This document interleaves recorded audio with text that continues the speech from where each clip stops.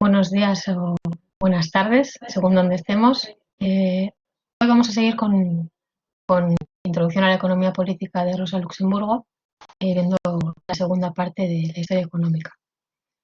El capítulo que trabajamos la sesión anterior terminaba con este párrafo que os he puesto aquí, que voy a leer para empezar. Dice: así como corresponde al interés de la clase de la burguesía en cubrir la cuestión central de la historia económica en su movimiento histórico, el interés del proletariado exige poner estas relaciones en primer plano, hacer de ellas el patrón de medida de la estructura económica de la sociedad. Para los trabajadores es necesario considerar los grandes virajes de la historia que delimitan la sociedad comunista antigua de la sociedad de clase posterior, así como las diferencias entre las diversas formas históricas de la propia sociedad de clases. Solo quien comprende claramente las particularidades económicas de la sociedad comunista primitiva y las características de la economía esclavista antigua y la economía servil medieval, pueden comprender sólidamente por qué la sociedad capitalista ofrece por primera vez la posibilidad histórica de realizar el socialismo y en qué consiste la diferencia fundamental entre la economía mundial socialista del futuro y los grupos comunistas primitivos de la prehistoria. Y bueno, pues este siguiente capítulo empieza entonces mostrándonos la organización de distintas comunidades agrarias en varios países y continentes. Para eso empieza con la marca germánica, que, como sabemos, se organizaban por tribus y clanes, y en estos últimos, por un lado, cada padre de familia se le adjudicaba un terreno en el que ya establecía su casa y el corral, y por otro lado había un trozo de terreno para cultivar y cada familia pues, recibía uno de estos un lote. Estos lotes, que eran en los campos de cultivo, al principio, aunque al principio se redistribuían primero anualmente y luego cada unos cuantos años, empezaron paulatinamente a transmitirse hereditariamente en varios lugares de Europa. Y el resto de la superficie, pues bosques, prados, aguas, etcétera, siguen siendo propiedad común de la marca, que no estaba dividida entre las familias como si pasaba con los terrenos de cultivo. Es importante señalar que aún en este momento el trabajo de los miembros de la marca siguió siendo solamente comunitario, y que era la comunidad quien la dirigía, incluso en los campos de cultivo. Es más, para ser considerado miembro de la marca eran necesarias dos cosas: no solo vivir en la marca, sino también cultivar por ti mismo.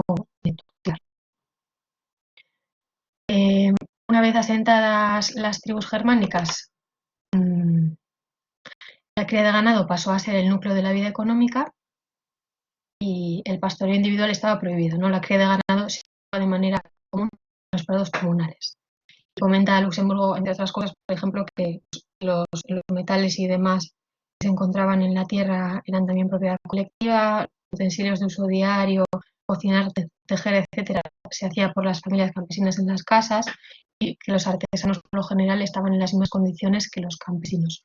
Aunque al no dedicarse a la producción agraria, que era el centro de la función económica imperante, pues no tenían los mismos derechos.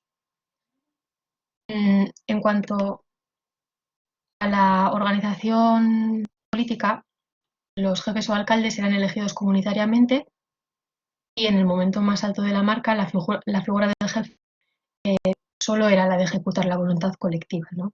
Y aunque con el paso del tiempo, vamos a ver que se repite en varios lugares, pasa a ser un cargo hereditario.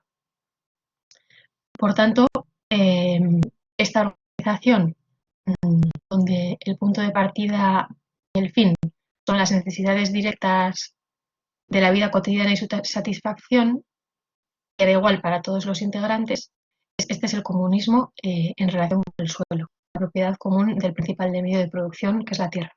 Luxemburgo también lo llama comunismo agrario. Y bueno, pues para entender esto que explicamos, esto que explicamos sobre la marca germánica fue en realidad una fuerza mundial de la producción, los rasgos típicos de esta organización económica hay que estudiarlos comparativamente, ¿no? Aunque sí con sus características particulares en cada caso.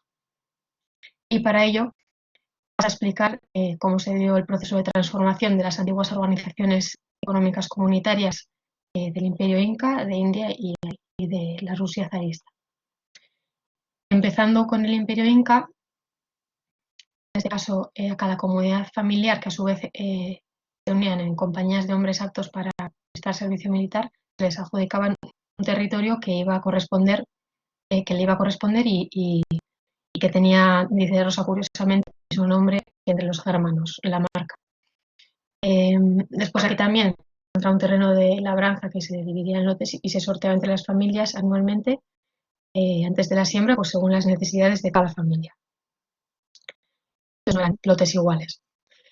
En el caso del Imperio Incaico hay que tener en cuenta que era una región conquistada, donde antes habitaban los quechua y ahora después estuvo dominado por los incas, ¿no? La organización social que facilitó la campaña de conquista quedó casi igual, es decir, que la vida interna de la marca y sus mecanismos comunistas democráticos no se tocaron, pero los incas establecieron un sistema de explotación económica y de dominación política sobre ella. Este sistema, a su vez, estaba organizado de manera comunista, o sea que los incas promovieron esta explotación económica y dominación política, también vivían de acuerdo a relaciones de linaje y en comunidad de marca. O sea que los incas seguían trabajando, no vivían del trabajo ajeno del pueblo subordinado, ¿no? Porque en la organización social basada en la propiedad común y en la obligación general de trabajar, esto no se podía. Así vemos que se pueden distinguir dos clases sociales, una explotada por la otra y bajo servidumbre, y ambas organizadas internamente de manera comunista. ¿Y cómo puede concebirse esta situación en el marco de comunidades primitivas? Pues porque en estas sociedades los vínculos sanguíneos y la propiedad común de los medios de producción eran los que delimitaban la igualdad de derechos y solidaridad de los intereses. Y se encontraba fuera de estos límites extraño, hostil y no entraba dentro de estos lazos de solidaridad. Entonces, mientras se iba desarrollando la producción y en épocas, por ejemplo, de escasez, con una población creciente, se daban grandes conflictos de intereses por otras comunidades, que desencadenaba a veces en el exterminio de una de las partes en la lucha, pero muchas más veces en el establecimiento de una relación de explotación de un pueblo sobre otro. A ver si no sé si tengo... Entonces tenemos que tener claro lo que determina la solidaridad de intereses en último término era el estado aún primitivo de la agricultura, que no permitía cultivos mayores que los de una marca aldeana, y a la vez el poco desarrollo de la productividad de trabajo hacía visible pues, las contradicciones de intereses periódicas entre los diferentes grupos sociales. Solo se podía resolver mediante la fuerza o la guerra. Este método seguirá estando vigente hasta que el máximo desarrollo de la productividad de trabajo, dice Rosa, ponga punto final a sus contradicciones de intereses materiales. Lo que sí hay que entender es que el resultado de estos choques entre comunidades primitivas estaba determinado por el desarrollo alcanzado en esta época por la productividad del trabajo. Y así lo explica, y no voy a entrar, pero pues cuando compara los conflictos de pueblos no ganaderos y entre los pueblos agricultores. Bueno, lo interesante de entender la estructura interna del Imperio Inca es que se puede y se debe trasponer el análisis a estructuras parecidas que se dieron en la antigüedad clásica y que al final no son más que el producto de la existencia de deformaciones sociales comunistas, donde había una sociedad agraria por otra, y que en todo caso dependerá del grado de desarrollo, de la duración y de las circunstancias en que se desarrolla ese proceso, el hecho de hasta cuándo se mantuvo el fundamento comunista en este proceso. Ya que tampoco voy a entrar, pero nos contrapone Rosa la teoría materialista de la historia con la concepción burguesa de esta, en este caso rebatiendo a Max Weber. Y al final, ya no hablando del Imperio Inca en particular, sino en general, en las ocasiones en las que hubo una comunidad comunista primitiva dominando a otra, ya sea en los casos que vamos a ver, sea en el Imperio Inca o en estas de la antigüedad clásica que explica Rosa, el resultado de esto antes y después fue la ruptura de lazos sociales comunistas tradicionales y la creación de una formación social nueva basada paralelamente en la propiedad privada y la desigualdad y explotación. Después, con la llegada de los españoles, se empleó otro método de conquista que es conocida para los incas y demás comunidades que habitaban América, ¿no? Los españoles practicaron la caza sistemática de indios y los sometieron a la esclavitud. Relata Luxemburgo, sobre todo citando a Kowalewski, pues los horrores que los españoles hacían padecer a los habitantes. Y aunque hubo voces contrarias a esto, lo que realmente terminó con la esclavitud de los indios en este periodo, esta esclavitud duró unas décadas, fue básicamente que no eran aptos para todo el esfuerzo que suponía ser esclavo, dice Rosa, por su constitución física y espiritual. O sea que como el negocio de la esclavitud de orígenes americanos no salía rentable, pues se suspendió, pero no sin antes pues, comenzar a traer africanos para cubrir este trabajo. Y esto funcionó así durante 4 siglos. Claro que esto obviamente no significa una mejora en las condiciones materiales de los indios, ¿no? Sino simplemente un cambio del sistema de colonización, lo cual, pues, con la introducción de encomiendas. Y aquí tenemos varios elementos que señalar, ¿no? Primero, se les reconoció la libertad individual y la propiedad sobre la tierra, propiedad indivisa de las tribus. Pero esta tierra la administraban los colonizadores, porque tenían la encomienda de tutorizar a los indios que los declaraban incapaces. Además, esta tierra de la cual se les concedió propiedad era la tierra de cultivo que se encontraba bajo arado, y el resto de tierras que no se usaban como tal, que no se cultivaban, se las apropiaron los españoles. Además, los encomenderos españoles aumentaron los tributos de tal manera que los indios no podían pagarlos. Y la consecuencia de esto fue que para hacer frente a las deudas tuvieron que vender las tierras a capitalistas españoles. Y por último, trabajo forzado, que hemos dicho que ya no hay esclavitud formal para los indios, pero se instaura un sistema de trabajo asalariado forzoso que termina siendo básicamente lo mismo, ¿no? Y con consecuencias tremendas. Este sistema, además, se instauró por la corona española por ley, argumentando que se necesitaba más fuerza de trabajo en las minas, además de los africanos y sus descendientes esclavos, y que los indios no accedían voluntariamente, y por eso se tuvo que imponer por ley.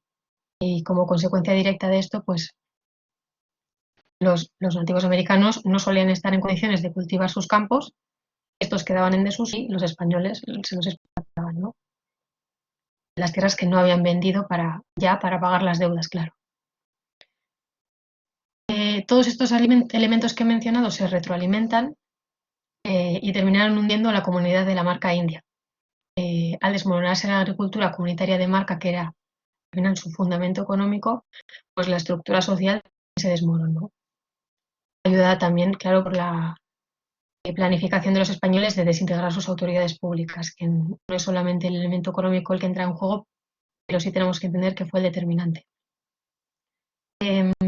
Dice Rosa que el descarnado resumen de esta tutela hispano-cristiana podría encerrarse en 2 palabras: paso de la tierra a manos de los españoles y aniquilamiento de los indios.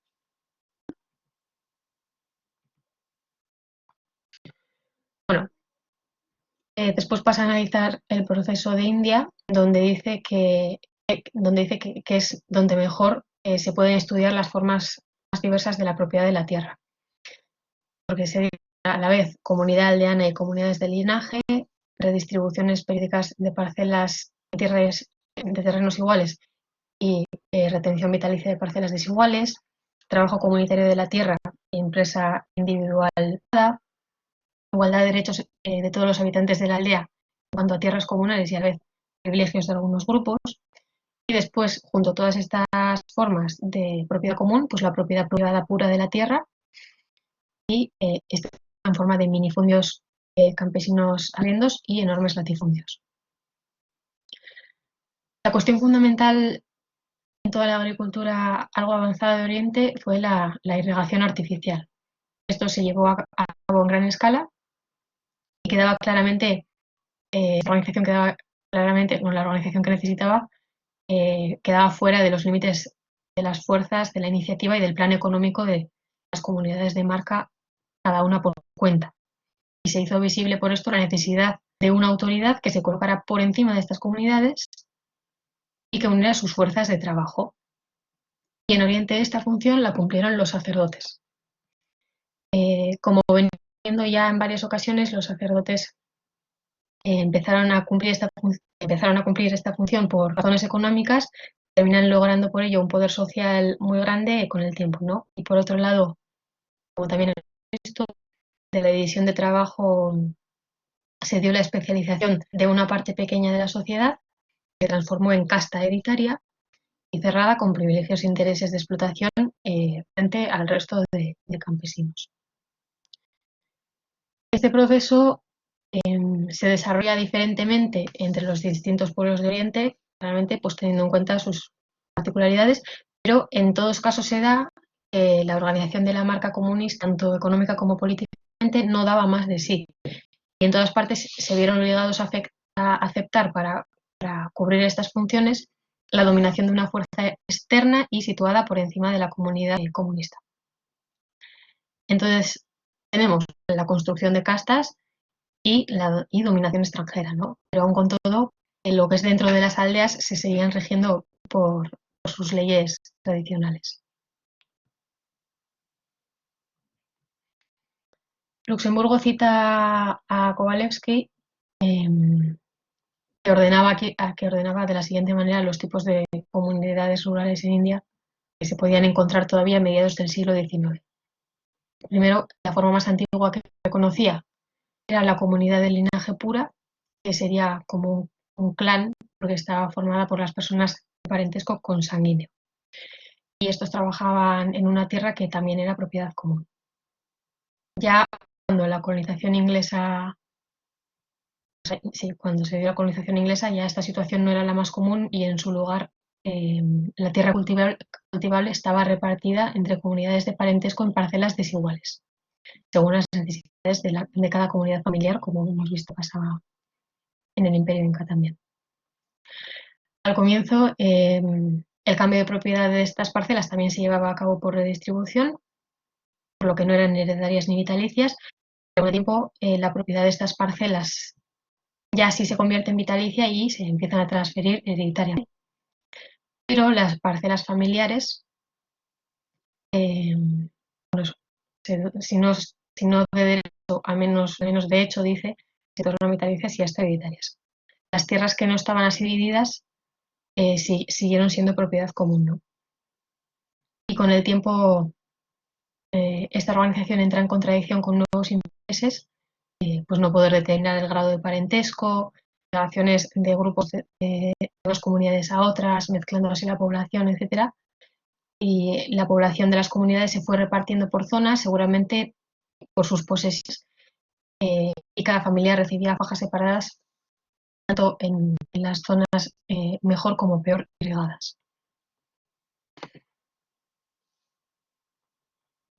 Por último, vas a analizar el caso de la Rusia zarista, donde se da un proceso muy diferente al de los dos casos que acabamos de ver, que el Estado intentó conservar la propiedad campesina común hasta sus últimas consecuencias en vez de tratar de terminar con esta forma de organización, ¿no?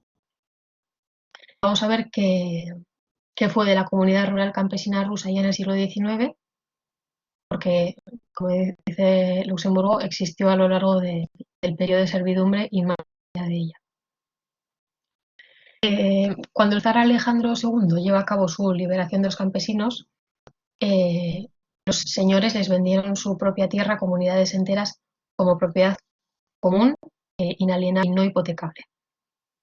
Bueno, que también se puede ver cómo se organizaban, pues los campos cultivables estaban divididos y después había un territorio común indiviso también, pero al haberse transferido la tierra como propiedad común inalienable y no hipotecable, de cara a fuera de la comunidad, de cara al Estado, la comunidad hacía frente en su conjunto solidariamente a las cargas impositivas y deudas. Después ya quedaba en manos de esta comunidad cómo repartir las responsabilidades dentro de la propia comunidad. La distribución de las tierras se hacía conforme a la capacidad tributaria, no según la necesidad familiar o lotes iguales, y de hecho pues, todas las instituciones de la aldea se conformaban en torno a las necesidades fiscales. El gobierno zarista gravaba las aldeas según el número de almas, dice, almas registradas, que eran hombres, varones, y la comunidad decidía, según las fuerzas de trabajo, qué carga impositiva recaería en cada hogar campesino. Así que la parcela de tierra en Rusia aparece como fundamento de la tributación, como obligación que se impone a cada unidad familiar para que la comunidad cumpliera con sus obligaciones al Estado y no como derecho de cada hogar campesino. En este caso, como ya hemos visto también, aunque de manera diferente en América, todos los ingresos de los campesinos se destinaban a pagar los impuestos. Estos tuvieron que buscar otras fuentes de ingresos. ¿Cuáles? Pues por un lado, el trabajo estacional en la agricultura, en las tierras de los señores, que cuando era época de cosecha generaba grandes migraciones dentro de Rusia y esto lo llevaban a cabo los hombres jóvenes y adultos. Por otro lado, la industria fabril, sobre todo fábricas textiles. En este caso, se daban migraciones también. En invierno iban a la ciudad y en primavera volvían a la aldea con lo que habían ganado para trabajar los campos. Y luego en varias regiones a esto se le añadía el trabajo industrial a domicilio o ocupación agrícola complementaria eventual.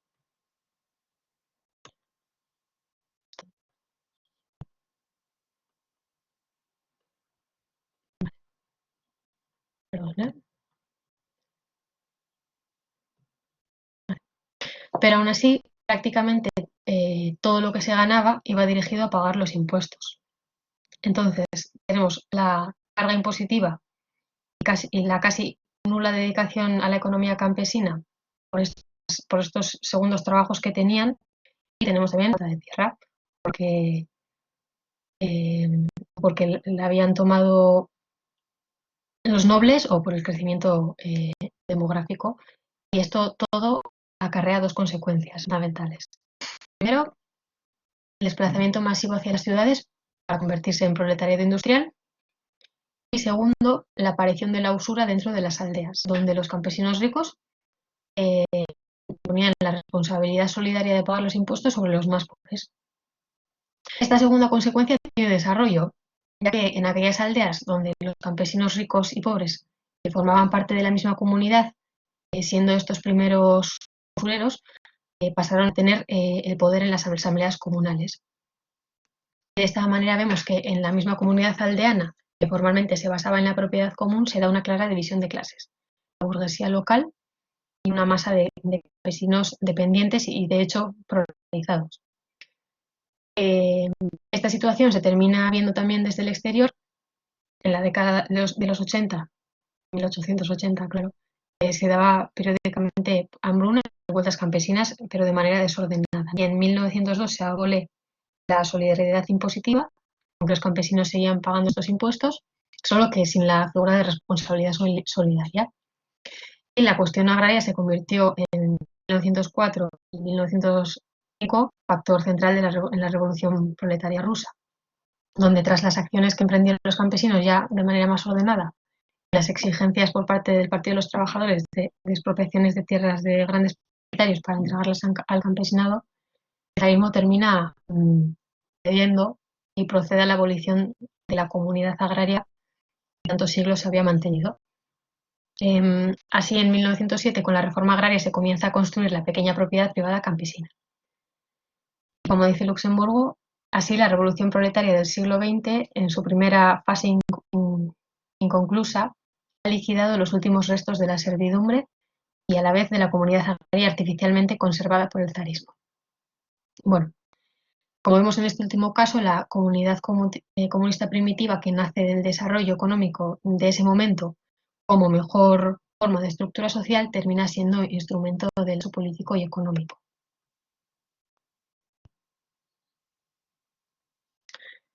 Bueno, una vez analizados estos ejemplos y el destino de la comunidad agraria en cada uno de los casos, vemos que una sociedad no puede existir sin trabajo en común, o sea, sin un trabajo planeado y organizado.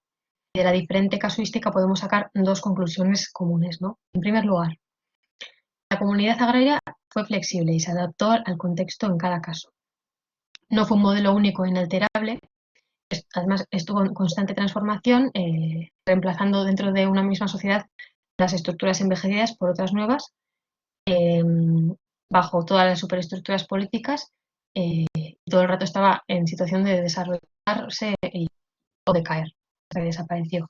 En segundo lugar, aunque justamente por su flexibilidad es que fue sólida y duradera, en contacto con el capitalismo perece. Habiendo sobrevivido a distintos choques, como hemos visto, en cada caso el capitalismo disolvió desde dentro esta estructura social. O sea, el capitalismo no es el único factor que afecta a este tipo de organización, pero sí el último. Y estas conclusiones también dejan ver una sucesión histórica común. La propiedad comunista de los medios de producción era el cimiento de una economía rigurosamente organizada, aseguró durante muchísimo tiempo la mayor productividad del trabajo y la mejor seguridad material para la sociedad. Pero el desarrollo de la productividad del trabajo terminó por entrar en conflicto con la organización comunista. Al pasar a la agricultura superior, marcada por el uso de arado, el desarrollo en la evolución de la técnica de producción exige un cultivo más intensivo del suelo, y esto se podía dar solamente en ese momento con la pequeña explotación intensiva, ¿no? Y mediante una relación más estrecha de la fuerza de trabajo personal con el suelo.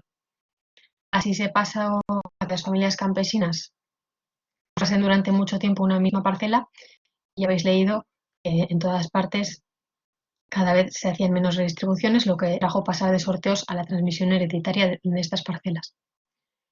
El paso a la propiedad colectiva, de la propiedad colectiva a la propiedad privada se da a la vez que el incremento del trabajo allí donde durante más tiempo son comunes los bosques y los pastos, mientras que los campos cultivados más intensivamente traen el reparto de tierras comunes y la transmisión hereditaria. Pero la organización colectiva de la economía y la igualdad social y económica no desaparecen con la privatización de las tierras cultivables, porque esta primera se mantiene todavía bastante en el conjunto de lo privado de las parcelas y lo común de los bosques y de los pastizales. Y sobre la igualdad, pues al principio lo que se crea es una masa de campesinos en las mismas condiciones y que pueden trabajar y vivir según las viejas tradiciones durante siglos. Pero cuando estas tierras ya privadas empiezan a transmitirse hereditariamente, eso junto con los mayorazgos, la transferibilidad de las tierras, etcétera, esto ya son indicios y condiciones de desigualdad futura. Esta sucesión histórica fue muy lenta, pero como hemos visto también hubo otros factores que lo aceleraron, como la irrigación artificial para el cultivo de campos en Oriente. También hemos visto en todos casos que en las sociedades primitivas el ocupar cargos públicos se hacía primero por elección y después terminan convirtiéndose en cargos hereditarios. Este principio tampoco supuso una ruptura con los principios de la sociedad comunista, ha sido de manera natural en esta misma sociedad, pero con el tiempo, en base a que estos cargos fueron hereditarios en las mismas familias, se termina creando una aristocracia local, lo que al final se convierte en un grupo dominante de la comunidad. Esto, a su vez, al principio tampoco supone un cambio estructural porque la nobleza seguía, como hemos visto, seguía participando directamente en el proceso de producción, como el resto. La cosa cambia cuando se produce una interacción continua entre estas comunidades y pueblos de más elevada civilización. Aquí ya, con el desapego al trabajo y el crecimiento de sus privilegios, se produce realmente una división de clases, y esta división del trabajo en la propia comunidad primitiva trae la desigualdad política y económica. Aquí hay que resaltar también la dirección de la guerra, que era un cargo público que nace como función que tenían todas las comunidades primitivas, pero que también con el tiempo, por los progresos en la producción, pasa a estar en manos de unos pocos, y también con el tiempo da lugar a una nueva división del trabajo. Dice Luxemburgo que cuanto más desarrollado, regular y planificado es el proceso de trabajo de la sociedad, tanto menos tolera esta la irregularidad de la actividad bélica y el desperdicio de tiempo y fuerzas que comporta. La creación de una nobleza de guerra es, en todas partes, dice, el golpe más fuerte que tienen que sufrir la igualdad social de la sociedad primitiva. Así que en estas comunidades de las que se ha investigado ya no era todo armonía, como relataba Morgan con los iroqueses. Tras un largo proceso de disociación, encontramos desigualdad y explotación en todas partes. El caso del reino de Matuta Kasembe, en el centro de África del Sur, nos explica muy bien lo que hemos estado hablando, que es el ejemplo de una sociedad que está muy lejos de los fundamentos originarios de toda comunidad primitiva, donde seguían existiendo relaciones comunistas, la propiedad de la tierra común o el trabajo organizado colectivamente, ¿no?, bajo el despotismo político que relata Luxemburgo. Entonces, el propio desarrollo interno de la sociedad comunista primitiva lleva al desarrollo de la desigualdad y del despotismo, pero no por ello perece esta organización. Antes o después, en general, estas comunidades suelen ser invadidas y se da una transfiguración social más o menos amplia. Pero como hemos dicho, lo que termina realmente aniquilando, quitando su base a las relaciones sociales primitivas es la civilización europea. No solo subordinan y explotan a los conquistados, sino que les quitan los propios medios de producción de la tierra. El capitalismo europeo trataba a la población dominada solo con fuerza de trabajo y la esclaviza si le sirve para algo y si no, la extermina. Este desarrollo y este progreso van a estar representados durante largo tiempo por la sociedad de clases, hasta que también esta sea sobrepasada y apartada del camino por el progreso ulterior. Y también aquí la violencia está al servicio de la evolución económica. Y así ya terminaría mi presentación.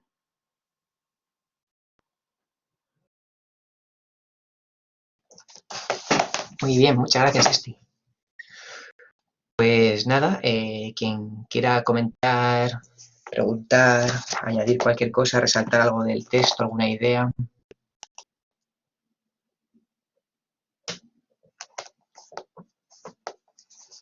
Sea de viva voz o a través del chat.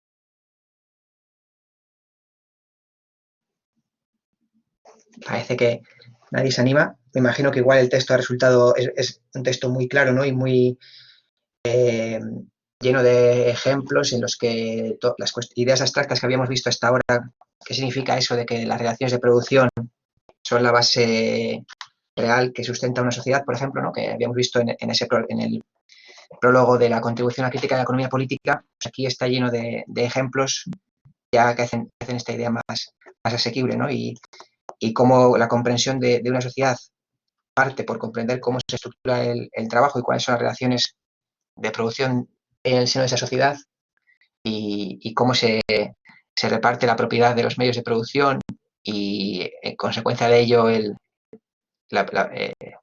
cómo se reparte después el producto del trabajo, ¿no? Todo esto aquí está muy, muy claramente expuesto y yo creo que este texto es una gran guía para nuestros análisis prácticamente de lo que sea. Quiero decir, del contexto histórico que sea.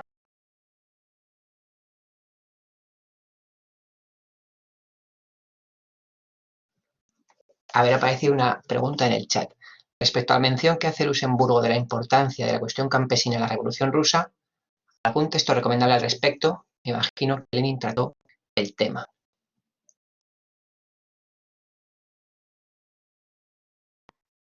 Bueno, yo realmente si puedo responder a otra persona, por ejemplo, todavía, porque no tengo ni idea de, pues, supongo que habrá, ¿no? O sea, sé que hay, por ejemplo, me parece que hay un texto de Stalin, puede ser, de la cuestión campesina, pero no sé, no lo sé.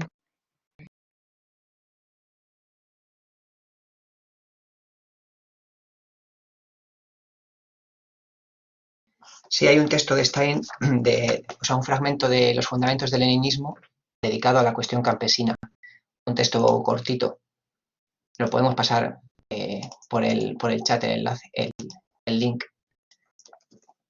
Y bueno, esto conecta con los análisis que hacían Marx y Engels sobre la situación de los campesinos con un texto de Engels sobre la situación campesina en Francia y Alemania, y con un texto de Engels que se titula La cuestión social rusa.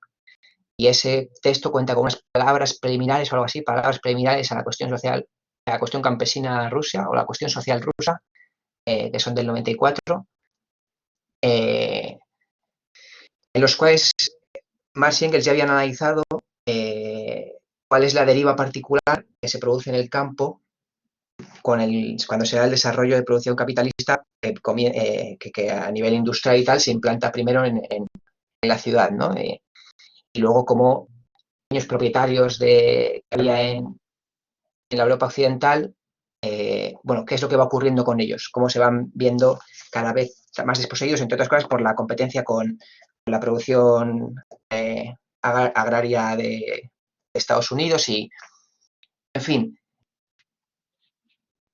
el textito ese de Stein quizás es el más corto que resuelve la cuestión y que resume cómo concebió Lenin la situación en Rusia, y por qué el Partido Proletario tenía que apoyarse en el campesinado y por qué aquel primer estado es el estado obrero y campesino, y es una cosa que los mencheviques, pues creo que con la que Lenin tuvo discusión con los mencheviques y demás. Y básicamente se basa en la idea de que por las condiciones en las que está el campesinado, puede ser una fuerza revolucionaria si actúa bajo la dirección del proletariado, porque si no, puede operar bajo la dirección de la reacción. El campesino está viendo dificultades por el desarrollo capitalista y por el zarismo, y en esa situación pues la alianza obrero-campesina es la clave para la construcción ¿no? Para la revolución socialista, la construcción del socialismo. Esa es como la tesis más resumida.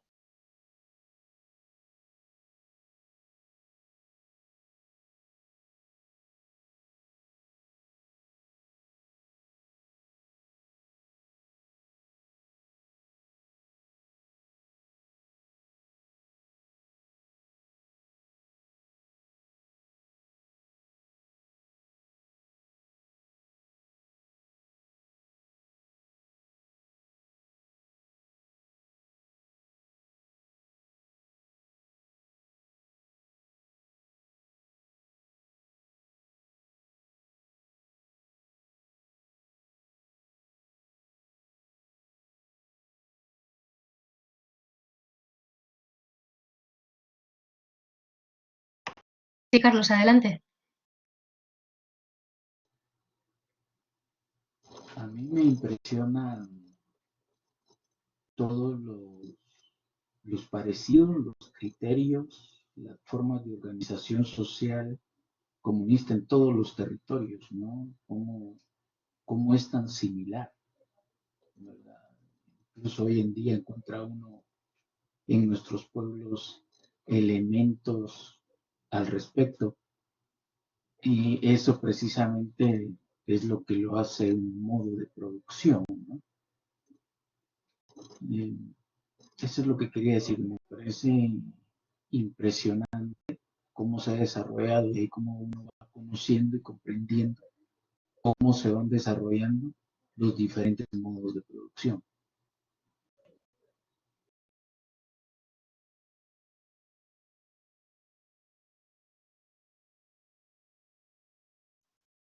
Sí, además es algo que todavía hoy en día, desde las ciencias sociales, muchas se sigue negando. O sea, por ejemplo, desde la antropología, si al no tomar eh, como pauta o como base la, la, la economía, se siguen centrando más en las diferencias que había en cada situación, que claro que había particularidades en cada contexto, ¿no? Pero no se entiende, no se quiere ver ese proceso común y se centra más en la diferencia que eh, que en esta sucesión histórica común que hubo.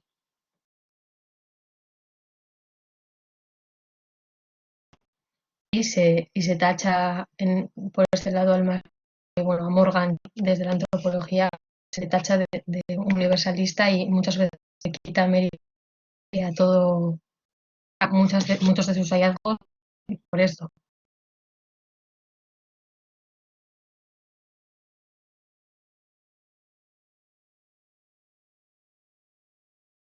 Ahí hay un componente muy importante de lucha de clases a nivel teórico. A quien le interese esta cuestión del desarrollo de la historia de la antropología, hay un libro de un materialista no comunista que se llama Marvin Harris. Simplemente reconoce en Marx que es inevitable no acudir a sus principales tesis sobre la organización del trabajo, pero él rechaza la dialéctica y rechaza la revolución proletaria y todo esto. Por lo menos tiene la honestidad de reconocer que Marx es indispensable para comprender el desarrollo de las sociedades. Y él tiene un libro que se llama algo así como Historia de la antropología o Historia de las teorías de las culturas o algo así. Voy a escribir el nombre del hombre por el chat. Harris, y él explica que el particularismo histórico surge como justo en antagonismo con el marxismo y que la antropología se desarrolla en oposición al marxismo desde principios del siglo XX, lo que supone, y él lo dice, y él ya te digo que no es ni comunista ni nada por el estilo, supone un atraso para el conocimiento antropológico y dice que llega a ser tal los niveles de atraso que para los años 60, con saber un poquito de Marx y aplicar un poquito de rudimentos de marxismo, ya se estaba haciendo antropología más avanzada que el grueso de los antropólogos. Ahí eso está recogido en su libro ese de Historia de las teorías de la cultura o algo así, ahora busco el título en concreto.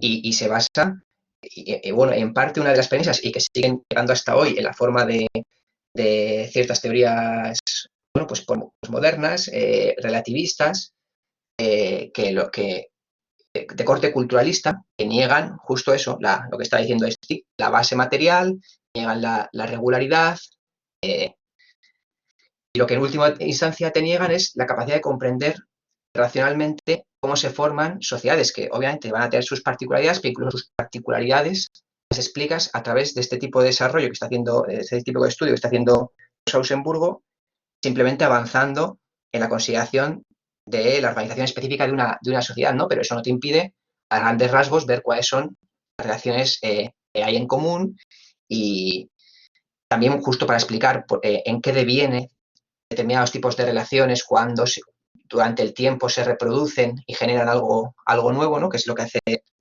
Luxemburgo al comparar Perú con, ya no me acuerdo, con los espartanos y con otros más. Y en lugar de eso, rompen una comprensión racional del desarrollo de las diferentes sociedades y lo sustituyen por múltiples relatos de formas de vida distintas que son imposibles de conectar y de reaccionar y que están cada una aisladas en su especificidad. Y esto, claro, esto es la comprensión racional del mundo como base para su transformación, es un caballo de Troya.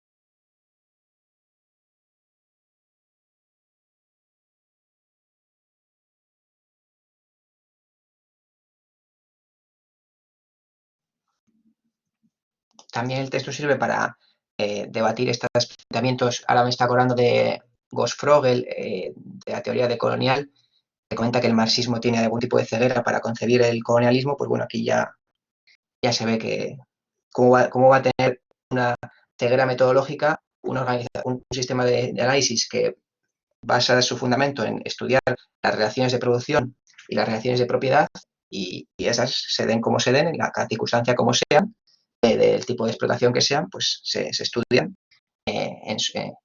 cómo son y cómo se han producido históricamente, tal y como hace aquí Rosa Luxemburgo, sin ningún tipo de problema.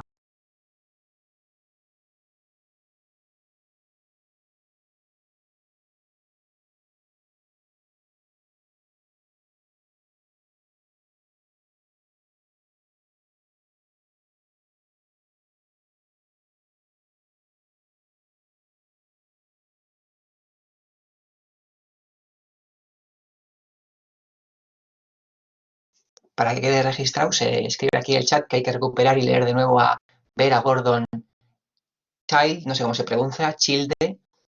Se le editó en español en los años 60 y 70, pero ha quedado aparcado desde entonces en las librerías de viejo y las estanterías universitarias. Yo personalmente no lo conozco. Si la persona que ha puesto el chat se anima a comentar algo más sobre él.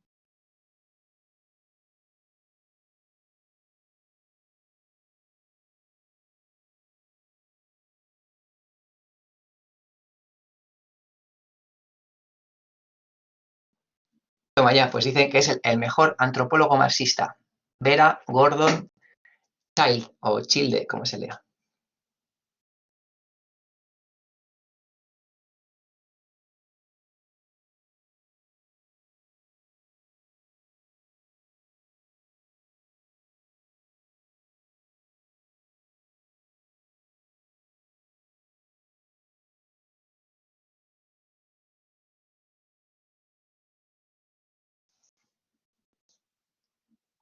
Y nos aclaran que murió en 1957.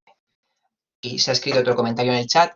La fragmentación y la falta de visión global que estáis describiendo, la falta de una visión general de las situaciones, unido a invisibilizar la situación de estructura económica y las relaciones reales que produce, es un hecho que muy similar que se produce en el momento actual, cuando se habla de número de desempleados, tantas mujeres y tantos hombres, número de trabajadores por edades, etcétera, sin contemplar la complejidad de las circunstancias económicas.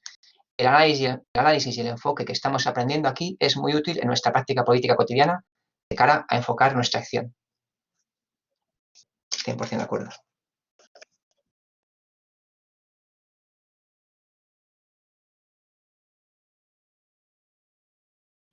Sí, yo también de acuerdo, y por eso es que en parte también estamos viendo esto y sacándolo a la luz para después que también lo tengamos en cuenta al aplicarlo cuando analicemos la cuestión de la mujer, ¿no?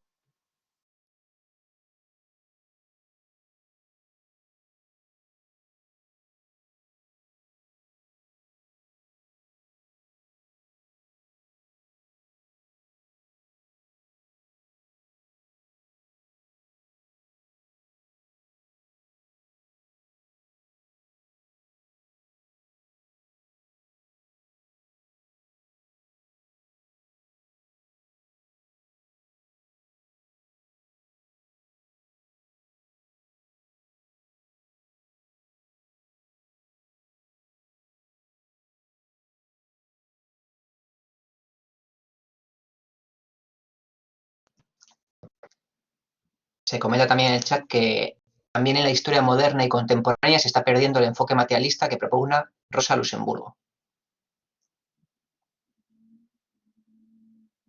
Sí, claro, a medida que el marxismo retrocede o es hecho retroceder, pues avanza las lecturas de corte culturalista, ¿no? Que analizan justo desde lo que consideraríamos la superestructura, ¿no? Desde las instituciones políticas hacia, digamos, ¿no? Hacia arriba, ¿no? Hacia las ideologías, pero en ningún momento justo esta parte que es donde asienta todo, sobre donde asienta todo eso. Y no digamos ya cuestiones como la historia del arte, donde los historiadores del arte, todas estas historias, resultan un rollo al que no entran en ningún caso, ¿no?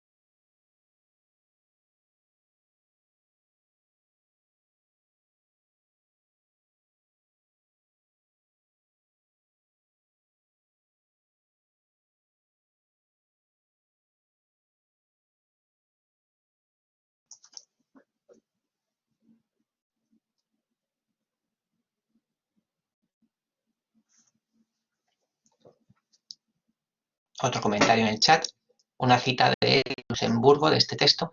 La cuestión central de la historia económica es un movimiento histórico, la forma adoptada por las relaciones entre la fuerza de trabajo y los medios de producción. Y comenta quien ha puesto esta cita que reivindicar esto hoy en día se denomina obrerismo u otras veces parecidas.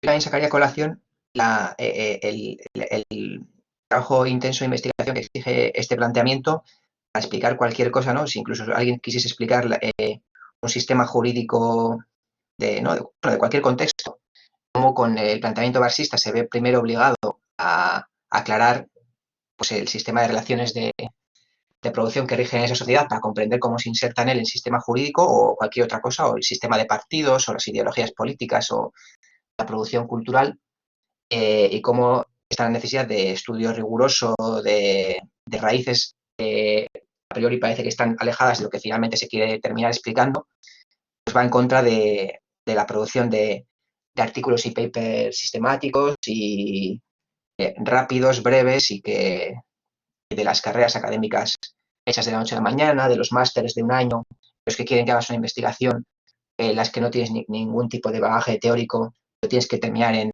6 meses de investigación sobre X tema, y entonces al final se acaba reproduciendo una producción académica sistemáticamente superficial y que no es transformadora pero que publica artículos y toneladas de libros que luego lo regalan en congresos porque no hay forma de venderlos porque nadie los quiere y así está la cosa.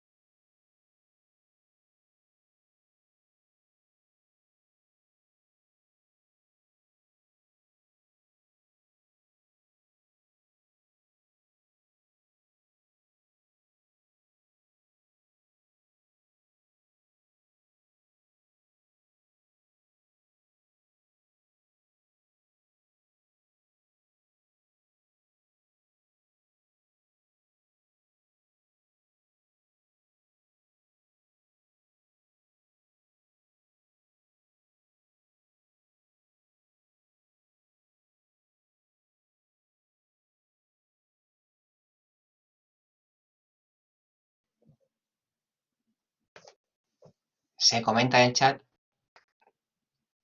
más cosas. Un comentario que dice: todo esto, la referencia de Rosa Luxemburgo sobre la conquista son exclusivamente las de la leyenda negra, las casas incluido, la conquista de América se refiere. Bueno, largo debate, pero el Marx en la acumulación originaria también habla de los indios muertos en las minas de América. Ahora también está habiendo un intento de blanqueamiento del colonialismo español.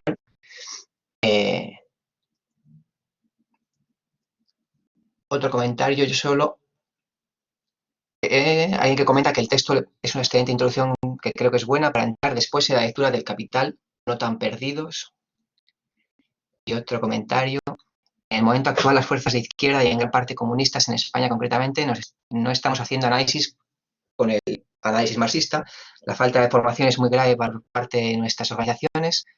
habiendo caído en un sálvese quien pueda y en una lluvia de ideas a la hora de elaborar gran parte de nuestros programas y análisis, habiendo dejado de lado ese trabajo que es esencial para poder modificar algo de verdad. Sí, esta idea es algo que sistemáticamente sale en el seminario, esta última idea compartida, que se aprecia que lo que aquí vemos como grandes análisis materialistas en los diferentes textos, ya sean de quien sean, de Luxemburgo, Lenin, Marx, Engels, no es a lo que estamos acostumbrados en general en la izquierda y es la clave que necesitamos. Y aquí, bueno, el seminario en parte lo que hace su trabajo es para que las más personas posibles interesadas en esto aprendamos conjuntamente, nos aclaremos mutuamente cosas y vayamos consiguiendo ir preparándonos para hacer estos análisis a los niveles que podamos, a los niveles que se pueden.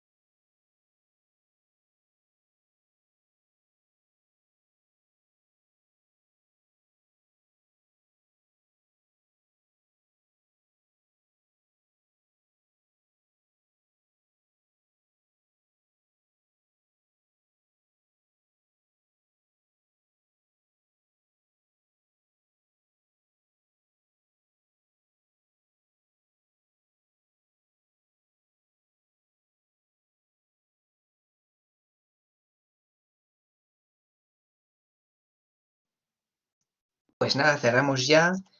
Nos quedan 2 sesiones para terminar este texto de Luxemburgo. Ya sabéis que en la siguiente sesión vemos el punto 4 y dentro de 2 los puntos 5 y 6. Y nada, comentar que ahora entramos ya en la producción mercantil y en el modo de producción capitalista. Entonces, todavía habrá que leer con más atención y más cuidado porque ahora vamos a tener poco a poco más elementos para acercarnos a entender la situación de la mujer en el contexto, la situación de la mujer moderna, ¿no? En el contexto capitalista, sea mujer proletaria o mujer burguesa, o sea, todas estas, lo que empecemos a leer en estas siguientes 2 sesiones va a estar más apegado a nuestra situación actual. Así que animamos a leer con mucha atención ahora. Sobre todo porque se va a empezar a poder esclarecer grandes debates en torno a lo que se llama el trabajo pagado, el trabajo no pagado, todas estas ideas pues empiezan ahora a encontrar el marco de respuesta.